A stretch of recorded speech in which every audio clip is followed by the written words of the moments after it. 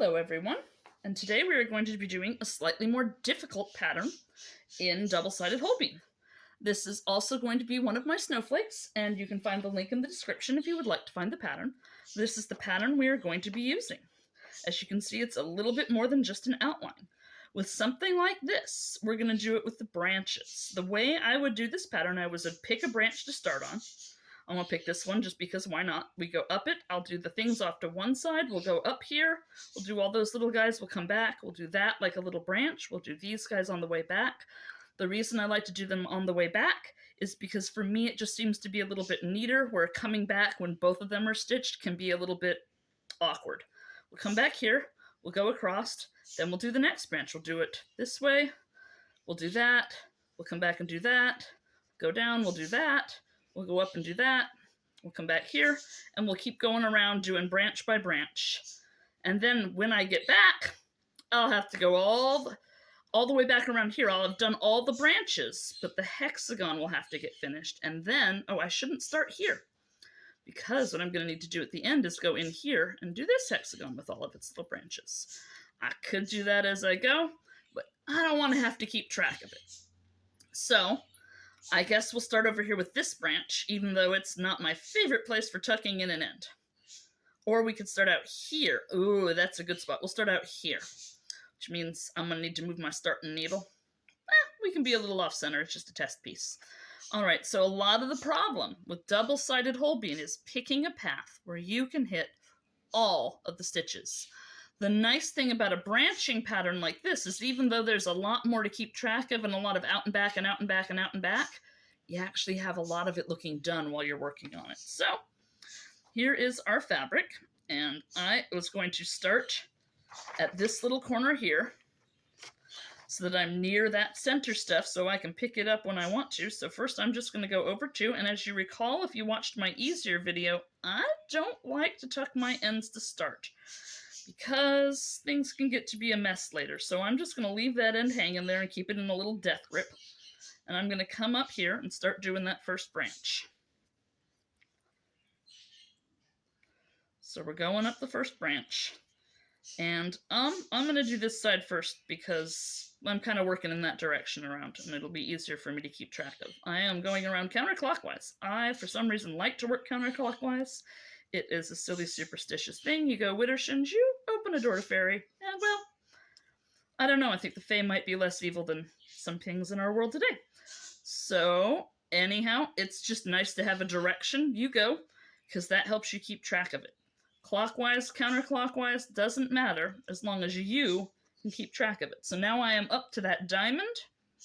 I'm going to do that diamond thing that you saw in the pattern. I go up one side of it. Come on, get in the right hole. There we go. And now I'm going to do all of his cute little branches on top of him. I'm going to let go of that end. He can just sit there for now.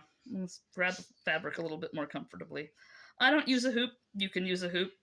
That's just my own style. You do you. You do what works for you. I hate hoops with a passion. And I don't have any other frames that can handle a piece of fabric this small. So I've done all of those bits. Now I'm going to go back the side I came up on. We always follow our path back. And then, and only then, am I going to do the other side of that diamond. Now, you could go all the way around and go all the way back. That's fine. It doesn't matter. As long as you get all the stitches, but you have to do just one path for each stitch. So now I've got the other side of the diamond done.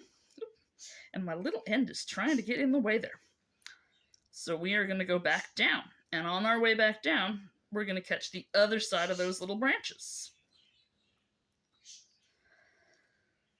And if you forget them, you're going to be picking out and going back, because there is no coming back and grabbing stitches later. You've got to do it all right the first time. That is the fun part of hole beam. There are two hard parts with double-sided: planning your path and sticking to your path. Branching designs like this are a little bit more fun to work on, because as you can see, it actually looks like something. It's so nice. And if we come back here, on the back side, we can see that it looks like something on the front and the back. That is very cool. So now we're going to keep going around the edge of that hexagon to the next branch. And you notice my hexagon has still got gaps in it. So we're going to come up to this next branch where we're going off diagonally this way. I'm going to keep on working counterclockwise. Now, I'm going to be lazy here. If I were being real serious, I'd probably do every stitch. And the reasons I would do every stitch is because it makes your ends easier to tuck later if you have shorter stitches. But I'm not caring today, I'm being lazy. So I'm just doing this first little branch. And it's got lots of these cute little pokey things because it's a snowflake. We're going to do all the cute little pokey things. And we're on the side of a diamond here with these pokey things. So we got to go back to where we had that diamond. But we're not going to finish it. We're going to keep going because we have to go down a path. All right, now we're getting up to this cute little square here. I'm going to do the square a little bit different because everybody does things different, and you may as well have two different ways to see it. I could go up to the point and back, but in this case, just to show you something different, I'm going to go all the way around the square and back, and you can do figures either way. So I'm going all the way around the square this time. I could have gone to this point up here and back, but I'm just going all the way around him. He's the end of my thing now. If there were more out there, I could continue out here and then finish him. But he's the end of my path. So we're going back down to this diamond. Now there's other stuff on the other side of this diamond. I could get it, but I don't like to do it that way. I'm going to go back to the way I usually do it. And I'm going to finish this side of the diamond before going out the next. Now, I always work in a counterclockwise direction because that way I don't lose track of my stitches. So I'm going to finish the diamond now before I go off in this side and do the next batch of stitches. That's just something I do so I don't lose my place. You will have your own strategies of what helps you not lose your place. So I'm going to do that cute little prongy thing on the edge.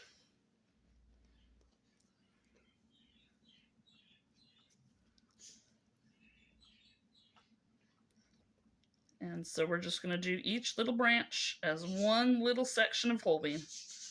And it's actually not so bad. All right.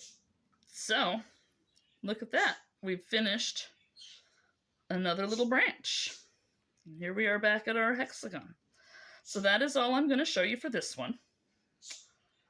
As you can see, the backside is perfect. But we got that end there, and we've still got these little gaps in our hexagon. So we would go all the way around, and then when we on the return trip, we'd just have to finish the hexagon, and then we'd have to do that little middle hexagon. So that is how you do a pattern with lots of branches. You do one branch at a time, and you make sure you hit all the bits of the branches. All right, we're going to come back to the most complicated one for our final video.